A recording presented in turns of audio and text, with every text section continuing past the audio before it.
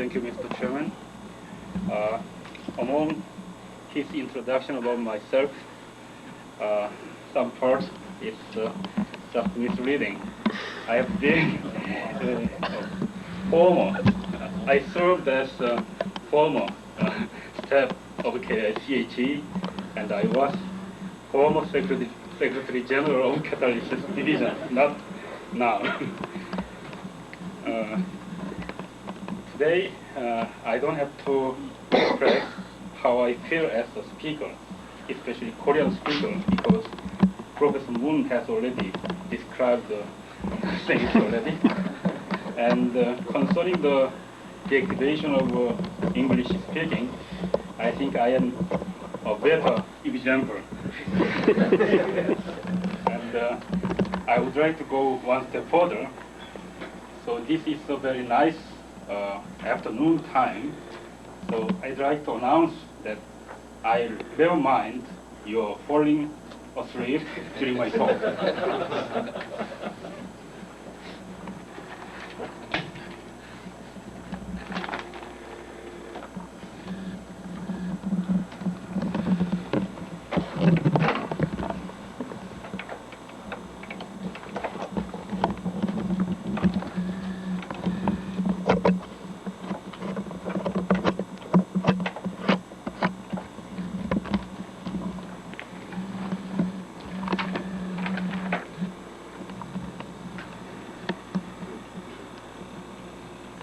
So Professor Moon has already given a brief introduction about hydrodesulfurization, which is a very important process for hydrotreating petrochemical feedstock.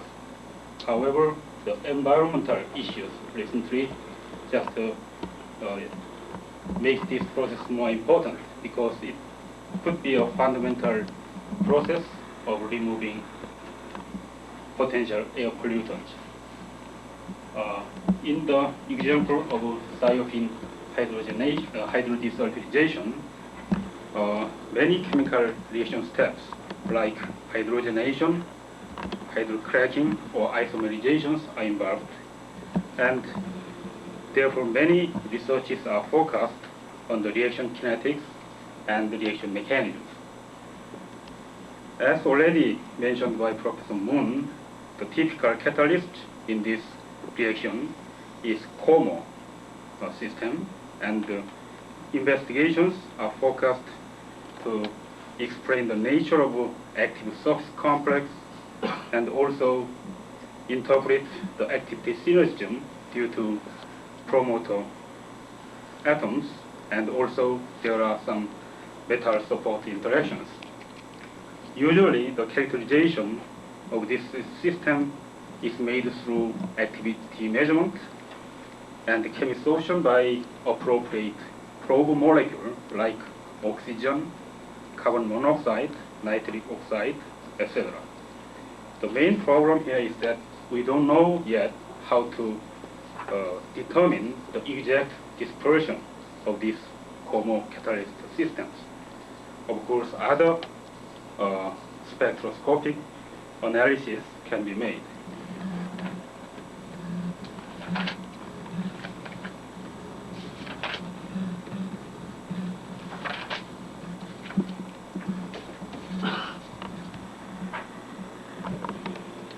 Usually, the catalyst is prepared by impregnation. After calcined, those catalysts are mostly in oxide stage, and the typical support is gamma alumina. So for this, oxide compound can be given schematically. Of course, we have bulk oxide like MO3 or CO3O4 or COO. However, there are very complicated surface complexes, and more importantly, there are very interesting COMO interacting species on the surface.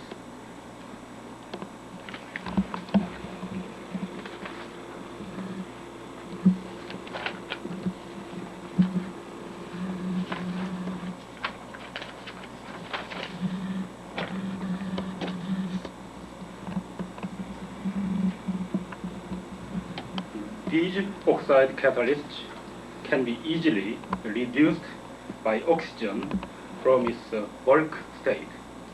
However, if it is supported, for example on alumina, the reduction is not so simple. In addition, if promoted by cobalt, the final reduction state is still not clear. By the same token, the sulfidation is a necessary step for the hydrodesulfurization process, and then bulk oxide can be easily sulfided. However, supported, their sulfidation is not so simple. And our main interest is that promotion by cobalt and the interacting species in sulfide stage, still we really don't know what the exact nature. Therefore, so far there are several proposals on the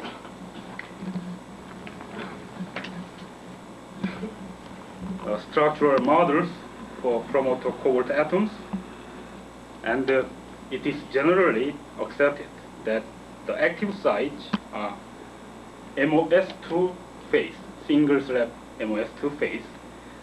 So just to give us several examples, like monolayer model, intercalation model, contact synergy model, those of you in this area is quite familiar with these models. Currently, the COMO-S model proposed by Topsoe is the most widely accepted. In their model, the MOS2 microslab is a active site, and then the promote cobalt atom is decorating the edges of MOS2 crystals. And the Exxon people proposed Riemann edge model by combining the COMO-S model, so their explanation goes to stacking and morphology of MOS2. So they can count the MOS2 crystallite. So this kind of promotion by cobalt atoms still is a controversy. So I just simply call this active site as synergistic site. And all these models are more or less based on the alumina support. However, this alumina support is a primary support, and this MOS2 phase considered as a secondary support concept. Therefore, those interaction from the primary support has been neglected in these models. So I think the effect from the primary support must be considered in explaining hydrodesulfurization catalyst. Since the synergistic site is created by interaction between moly and cobalt, the metal-metal interaction, it's better to isolate the metal-substrate interaction from the catalyst system. So in this sense, carbon seems to be better than conventional alumina support because alumina has a very strong interaction.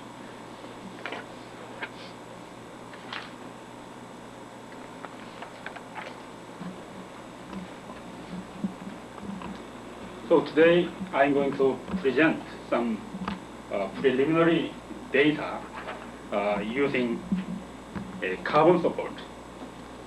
So our result and my interpretation is not so conclusive. So I'd like to give some impression about carbon-supported catalyst. The catalyst was prepared by incipient wetness technique from the ammonium molybdate and cobalt nitrate. And then temperature programmed reduction by hydrogen was carried out by using electromicrobalance. And thiophene hydrodesulfurization and ethylene hydrogenation were chosen as model reaction, and then activity was measured in a stainless steel microflow reactor, and the pseudo first order rate constant were used as a measurable catalytic activity. And also we carried out chemisorption by using nitric oxide or oxygen. And also TPD by nitric oxide has been carried out using dynamic pulse techniques.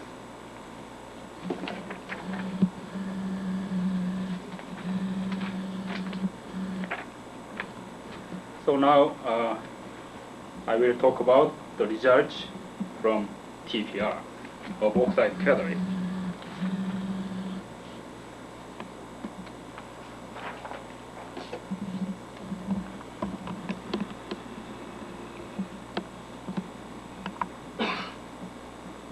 So this figure shows that the reduction extent with reduction temperature.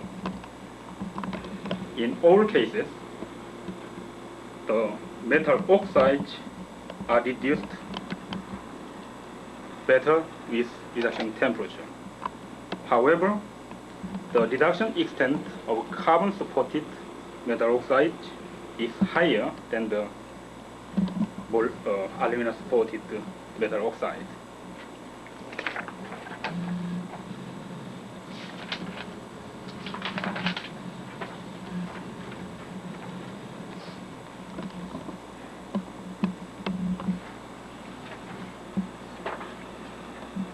So in the case of moly oxide, the alumina support shows very low reduction extent, while carbon-supported moly oxide shows a little bit higher reduction extent. The same can be true in cobalt oxide catalyst.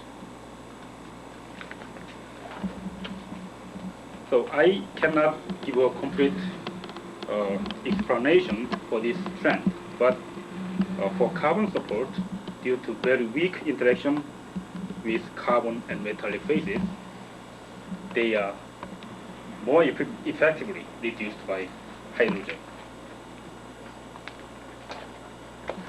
Now I will give you the activity of monometallic sulfide catalyst. Figure A is hydrodesulfurization and B is ethylene hydrogenation.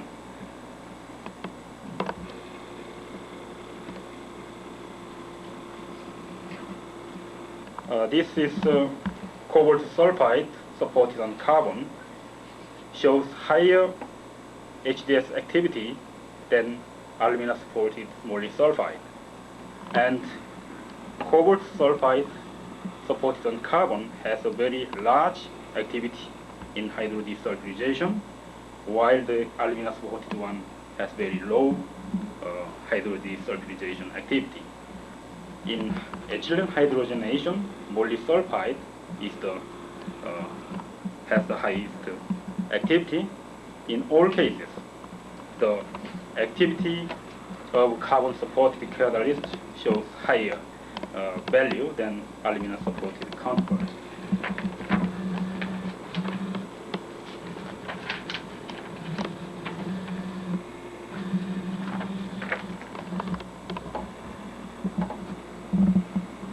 We measured NO uptake with metal loading,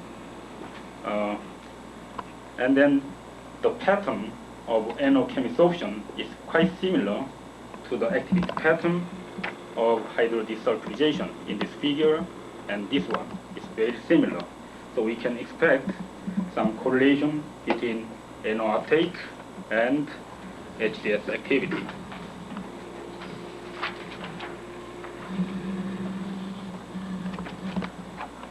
So this is the correlation between NO uptake and HDS activity. For alumina supported one, we have linear region and another region.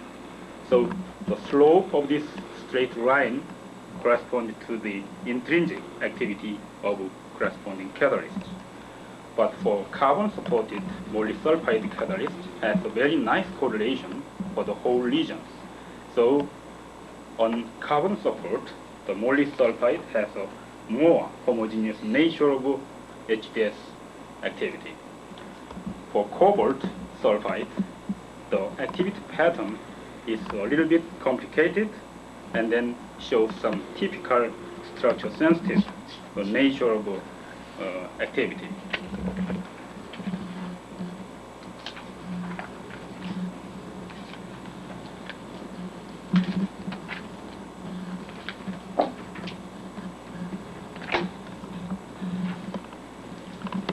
we carried out sequential adsorption of NO and oxygen.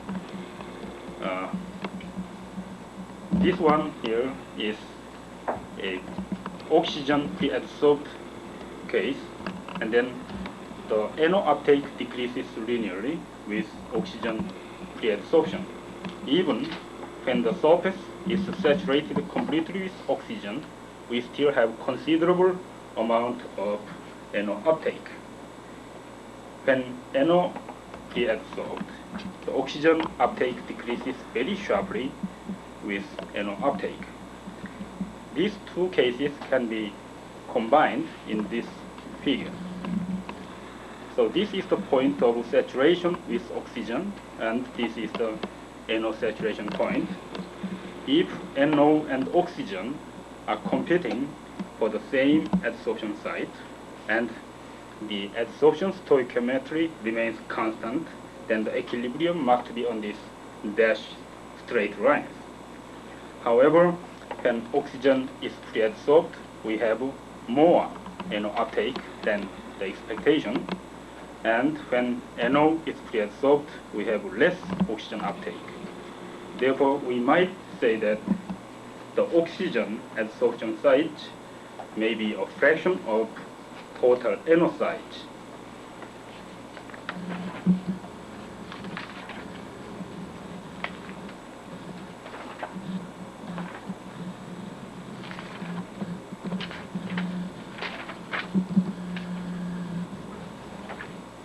Now I will show you the synergistic activity patterns for bimetallic sulfide catalysts.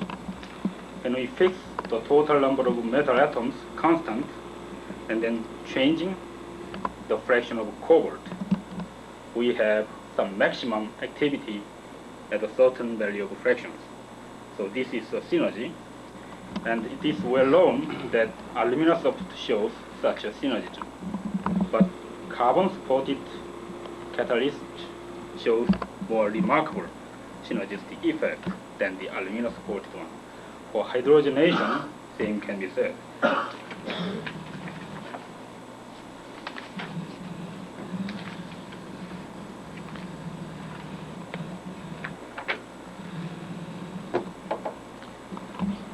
With Morley loading constant, by adding cobalt, the activity enhanced remarkably, but only initial addition of cobalt is effective for the enhancement of catalytic activity.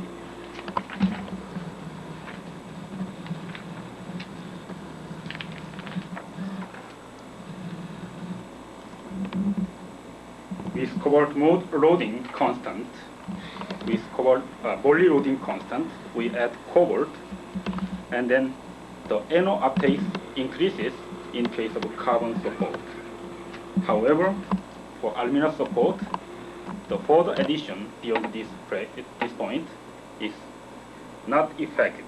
This means that the cobalt added on carbon support can be more utilized or effectively utilized for NO chemisorption.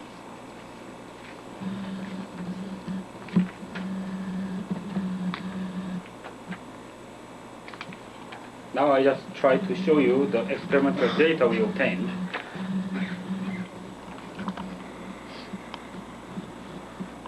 This slide shows the effect of pre-sulfiding temperature on hydrodesulfurization activity.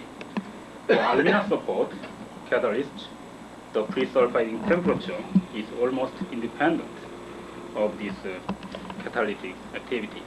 However, for carbon support catalysts, the 300 degrees Celsius shows the maximum rate, and then beyond this temperature, the activity decreases.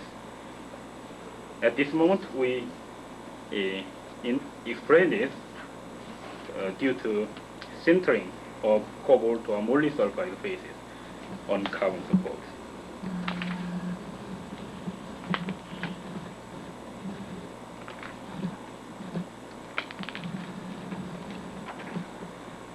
Also, we have some very interesting results by changing the impregnation order. for alumina-supported catalyst, the parenthesis means that the cobalt species impregnated first, and then molybdenum impregnation has been carried out. So for alumina-supported catalyst, the catalyst with cobalt impregnated first shows higher apparent HDS activity. On the other hand, carbon-supported catalyst shows higher activity in case of moly is impregnated first. This is due to the higher adsorption stoichiometry, but alumina catalyst mainly due to higher intrinsic activity.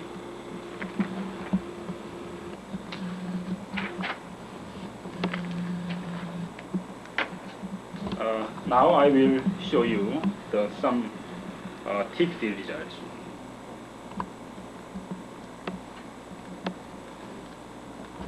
This slide shows that moly sulfide supported on alumina and carbon shows some shoulders around 110 or 120 degrees Celsius, which is corresponding to the bulk-like MOS2 phase. And then we have another peak at different temperatures. So the nature of NO adsorption site might be different for two different supports.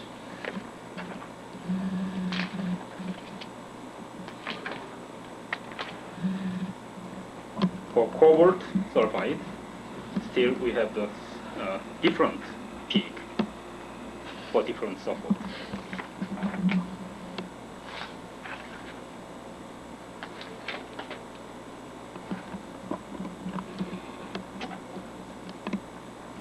For bimetallic sulfide catalyst, we have NOTPD like this. So MOS2 supported on alumina, and cobalt sulfide on alumina shows this kind of TPD profiles. When we add cobalt, some peak around 200 develops. Those are quite different from the physical mixture of cobalt sulfide and moly sulfide, which is MX. So this peak around 200 degrees Celsius must be some synergistic site created by interaction between cobalt and moly.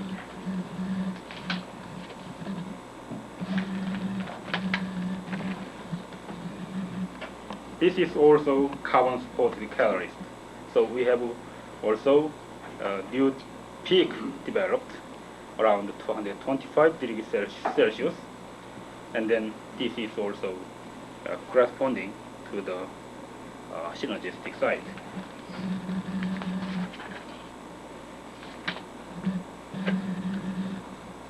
So let me summarize.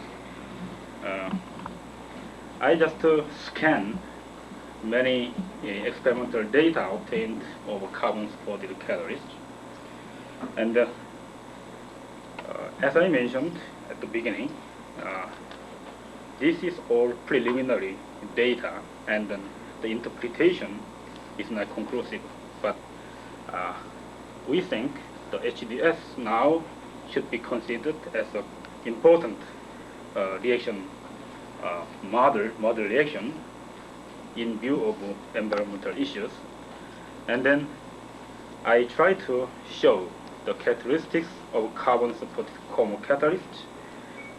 The motivation was that the isolate metal-metal interaction, which is responsible for the synergistic active sites by removing strong interaction from alumina support.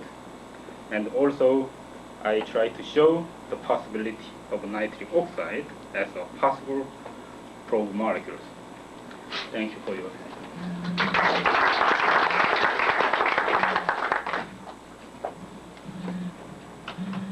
Okay, this paper is now open for discussion.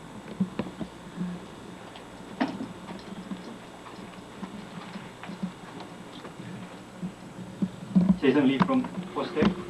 If I remember correctly, I think when lots of people the detected or assigned that COMOS phase, it was the mass balance due to the mass balance spectroscopy.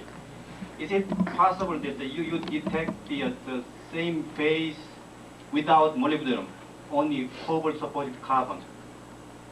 Have you ever tried, or somebody in the world ever tried the mass balance spectroscopy on this sample? I don't have any information, but as I mentioned, the cobalt sulfide supported on carbon shows a very dramatic activity for hydrodesulfurization activity. So some people, there's a group who are claiming that the cobalt is an active phase for hydrodesulfurization reactions. But for your question, I don't have any information. Okay. I believe it was Roll Prince who did that work and showed that cobalt, a catalyst without molybdenum, was just as active, and perhaps the molybdenum or the Mossbauer spectrum for that cobalt-containing catalyst was similar to the COMOS phase. I had a couple questions about NO as a probe molecule. You showed that for the monometallic systems that it was relatively good over a limited range. You didn't, however, show that there was a good correlation for the bimetallics. Yes, I have, but okay, continue. No, go ahead. Yes, we try to correlate the synergistic activity with NO uptake for bimetallic systems. Mm-hmm. And the correlation is not so good. So there's several regions having different slopes. So maybe I can show you.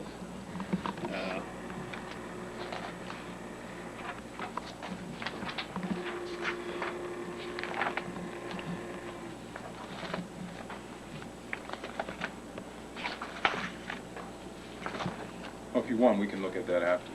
All right. Yeah, I have that one. But okay.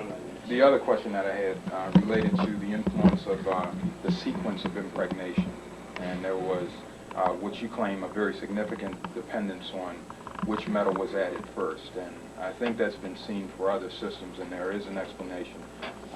What is your explanation for this on these carbon-supported catalysts? Yeah, it's very difficult to answer at this moment, but for aluminum support, during impregnation from aqueous solution of heptamolybdate and cobalt nitrate, the affinity between aluminum support or cobalt support is quite different.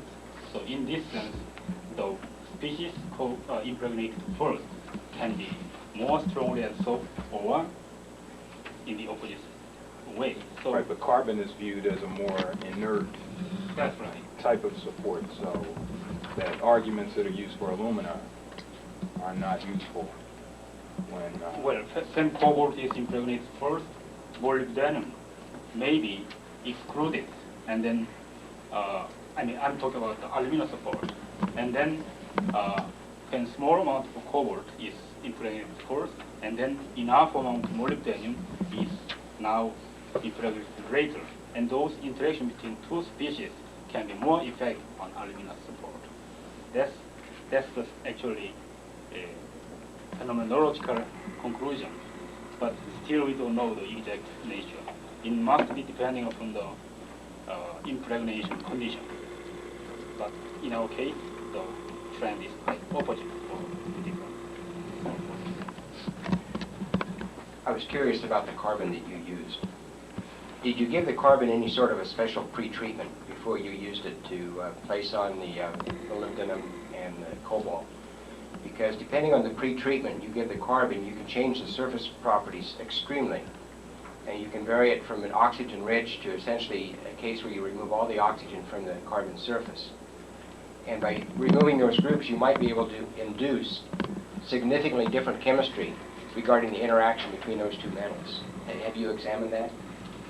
Yeah, I think that's a very good comment, but we didn't pre-treat those carbon sulfur, and we just use the commercial one and then treat with helium and nitrogen and flushing all those samples and then go on impregnation. So I think you are right, because the surface groups on carbon sulfur can be very strong factor to determine the problem. But we didn't. think we should go on now. Let's thank Professor Ng for